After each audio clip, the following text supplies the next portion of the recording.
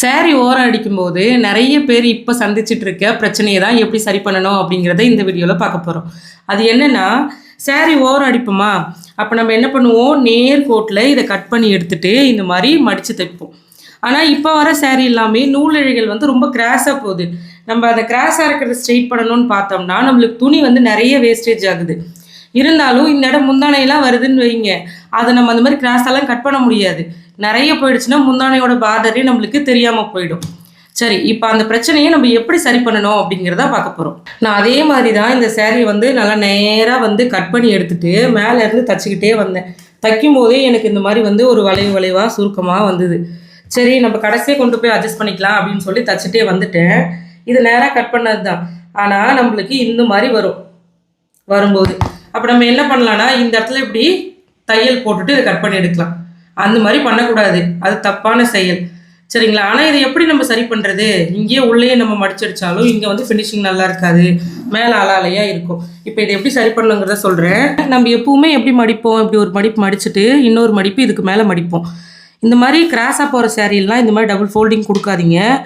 First இந்த மாதிரி ஒரு சிங்கிள் ஃபோல்டிங், ஒரு மடிப்பு மட்டும் கொடுத்துட்டு இது ஓரமாக நம்ம தையல் போடுறோம்.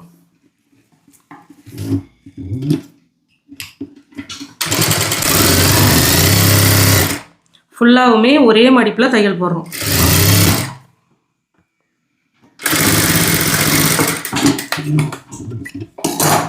இந்த மாதிரி ஒரு தையல் போட்டு முடிச்சதுக்கப்புறமா திரும்பவும் இதை நம்ம என்ன பண்ணுறோம்னா, இதை இப்படி மடித்து இந்த ஓரமாக இன்னொரு தையல் போடுறோம்.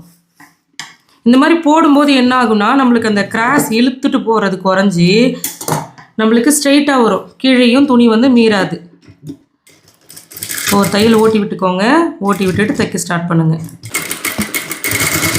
இந்த மாதிரி 2 வாட்டி நீங்கள் தைக்கும்போது கீழேயும் நம்மளுக்கு எங்கேயுமே துணி வந்து எக்ஸ்ட்ரா போகாது, கரெக்டாக இருக்கும்.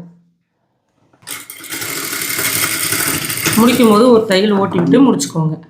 அதே மாதிரி முடிக்கிற இடத்துலையுமே நம்மளுக்கு எங்கேயுமே எக்ஸ்ட்ரா துணி எதுவும் வராது, அங்கேயும் ஃபினிஷிங் வந்து நம்மளுக்கு நல்லா நீட்டாக கிடைக்கும்.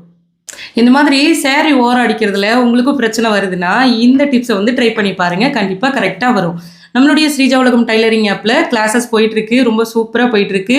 உங்களுக்கு என்ன கிளாஸ் படிக்கணும்னு விருப்பமோ நீங்கள் ஆப் இன்ஸ்டால் பண்ணி ஜாயின் பண்ணி கற்றுக்கோங்க. நமக்கு தெரிஞ்ச விஷயத்தை நம்ம மற்றவங்களுக்கும் சொல்லிக் கொடுப்போம்.